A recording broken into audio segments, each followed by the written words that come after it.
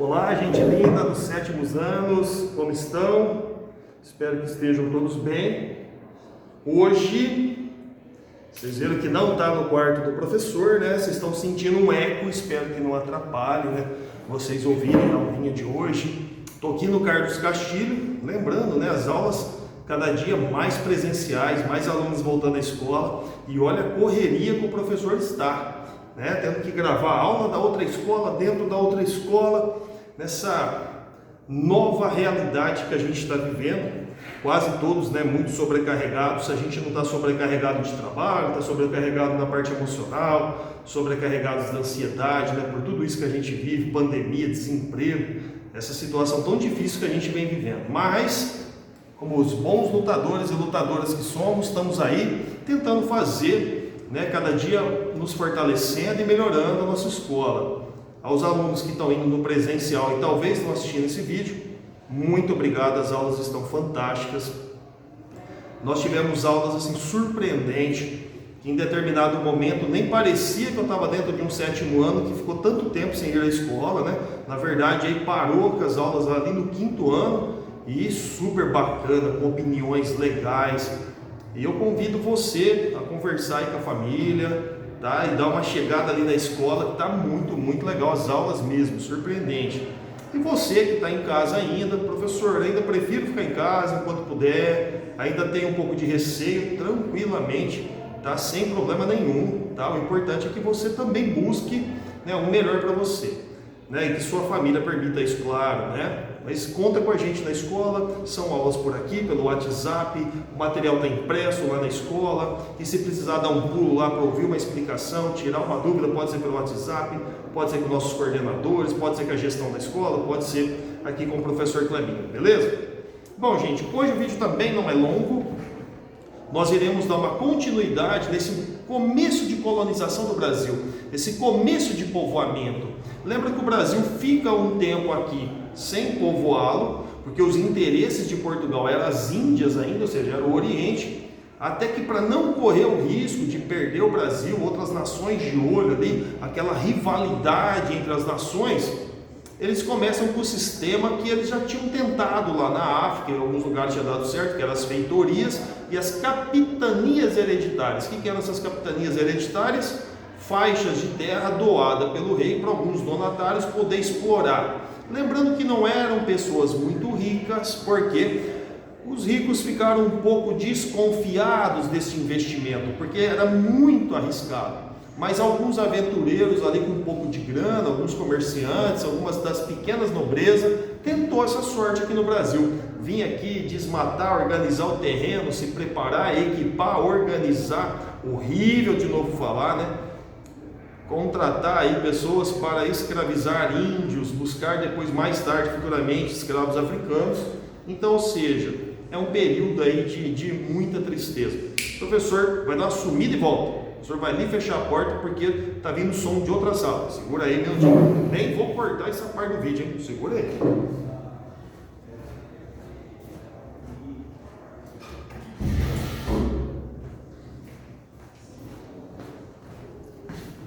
Beleza, voltei, você viu que legal?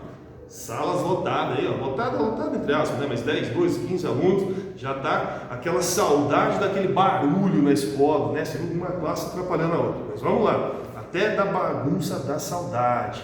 Deixa os diretores ouvir que a gente tem saudade até das baguncinhas. Então vamos lá. Então, pessoal, eles estavam implantando essas capitanias hereditárias, né? Só que era um empreendimento muito arriscado. O cara tinha que montar toda a estrutura.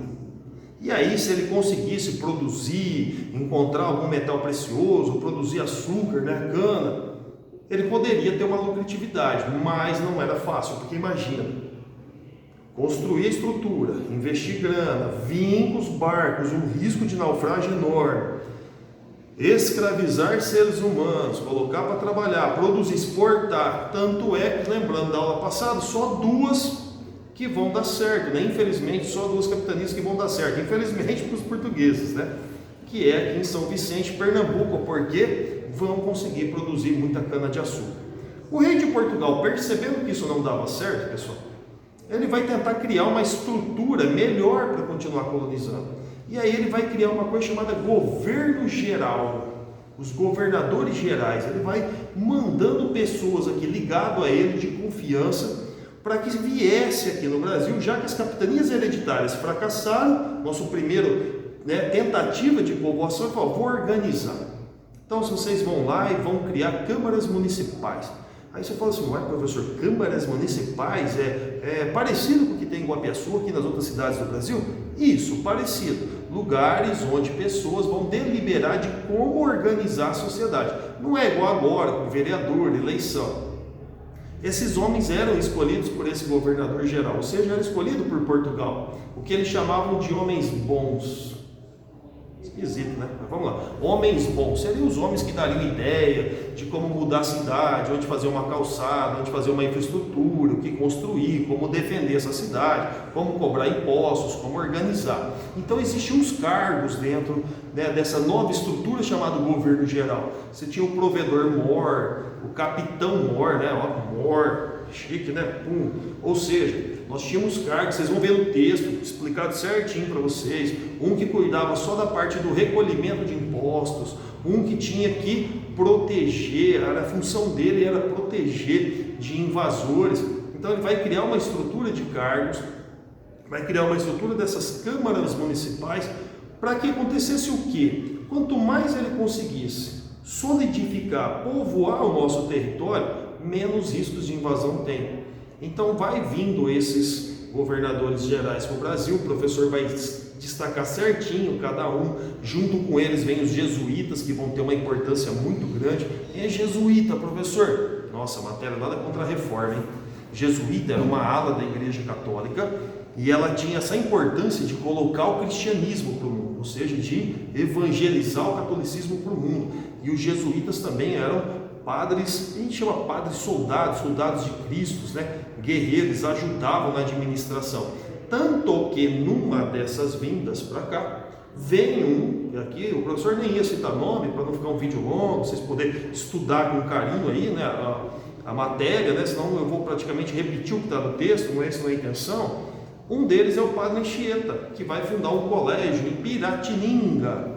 Ué, e aí, professor, que legal, fundou uma escola, tá, em Piratininga. Isso é o quê? Isso aí vai dar São Paulo, uma das maiores megalópolis do mundo, né? Uma cidade de estrutura mundial, global, conhecida no mundo inteiro. Coração do Brasil, praticamente, né?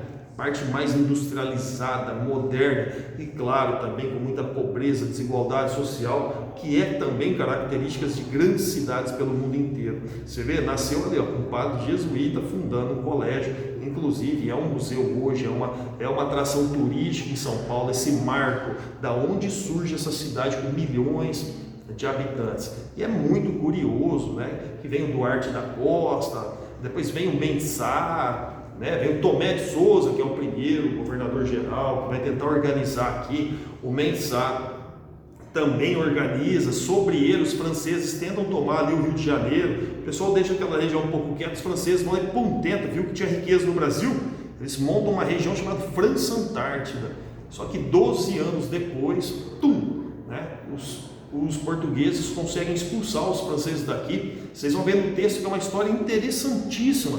Os portugueses vão se aliar aos tupinambás para se unir e expulsar. Olha como é que é interessante a história, né?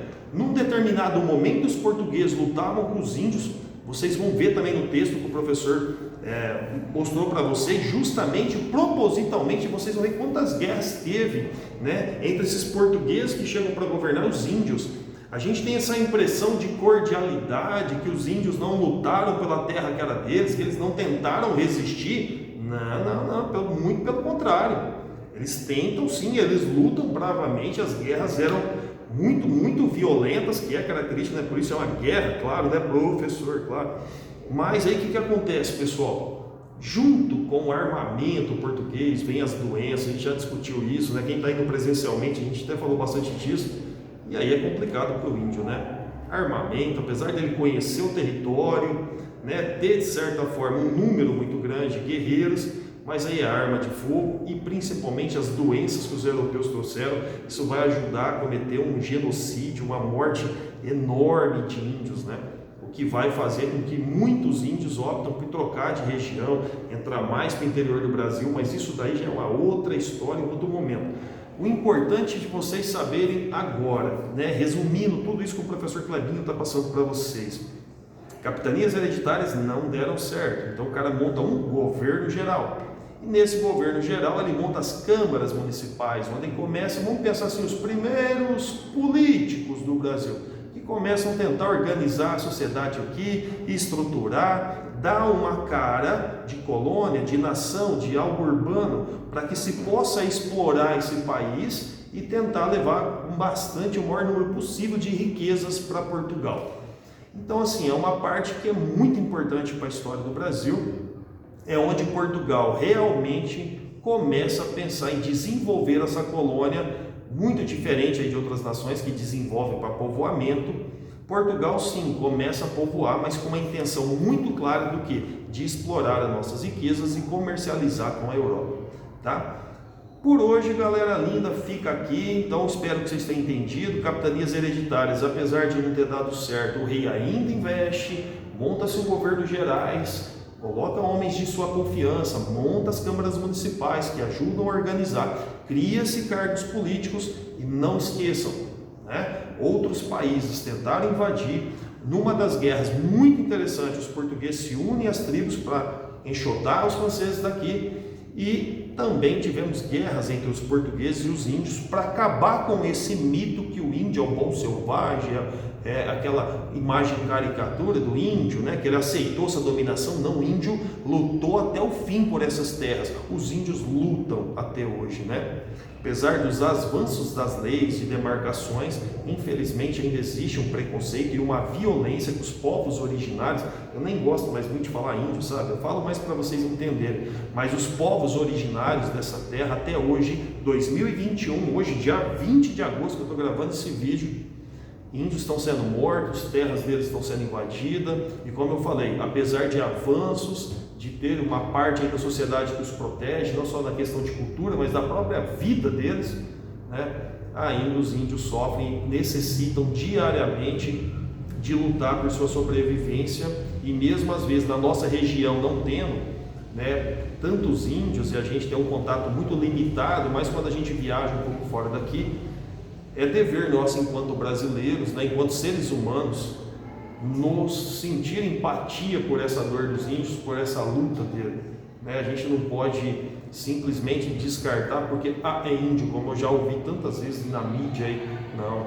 são seres humanos, são originários dessa terra, são tão ou mais brasileiros que a gente, beleza? Até na próxima aula, obrigado gente, vou aí desligar a câmera.